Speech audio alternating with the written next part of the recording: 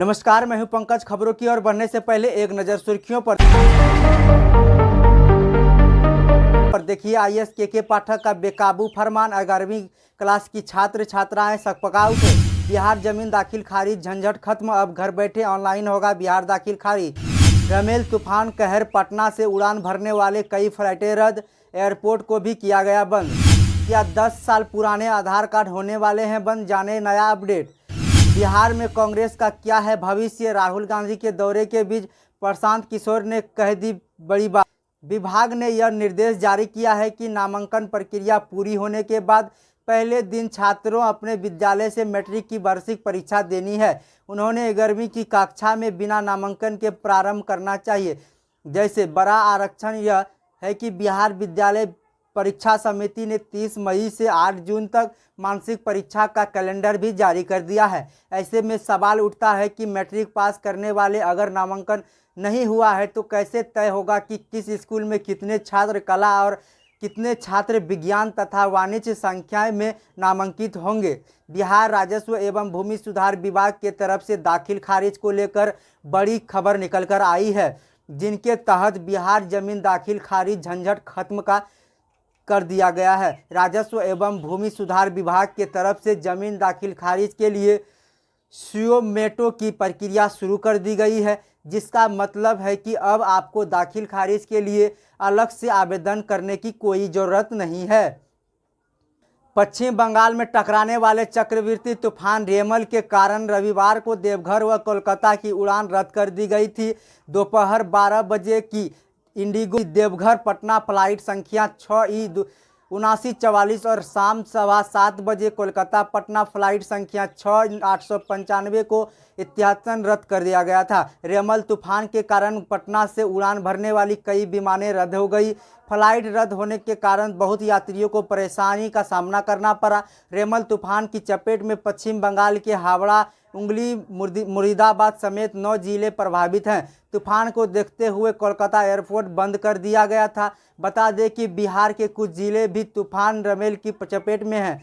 भारत में इस्तेमाल होने वाले सबसे आम आईडी प्रूफ आधार कार्ड है। इसकी ज़रूरत कभी भी और कहीं भी पड़ सकती है। रकल ने हाल ही में एक नई घोषणा की है कि 10 साल पुराने आधार कार्ड को अपडेट करवाना बहुत ज़रूरी हो गया है, जिसकी आखिरी तारीख 14 जून।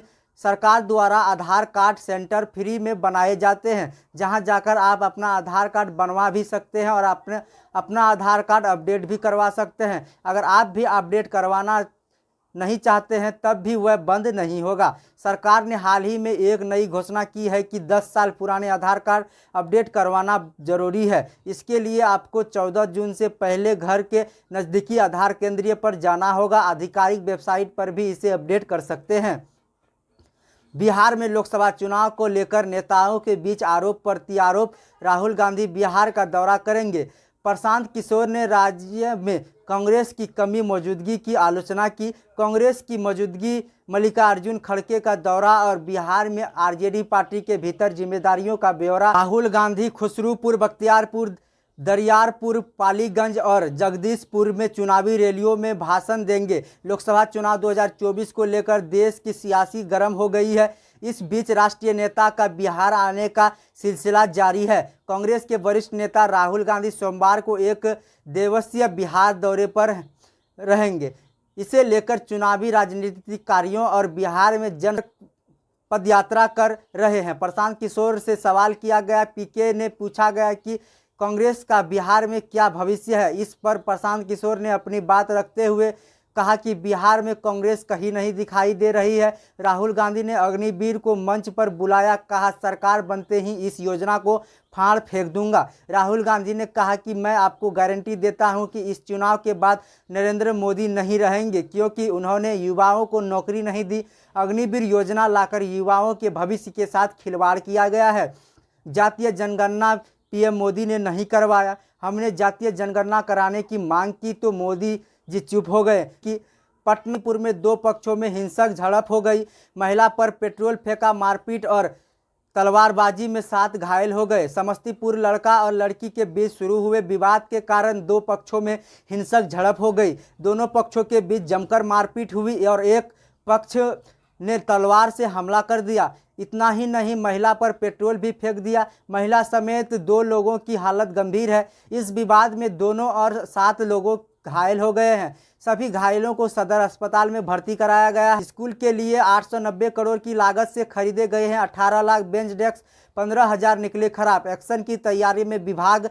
बिहार के सरकारी स्कूलों में 890 करोड़ रुपए की लागत से 18 लाख बेंच और डेस्क खरीदे गए हैं। इनमें फर्नीचर की शुरुआती जांच में 15,000 से ज़्यादा बेंच डेस्क खराब हो गए, गुणवत्ता वाले पाए गए। मामला को गंभीरता से लेते हुए विभाग ने आपूर्ति करने वाली एजेंसी पर सख्त कार्रवाई का आदेश दिया है और इस संबंध में सभी जिला के अधिकारियों को निर्देश दिया गया।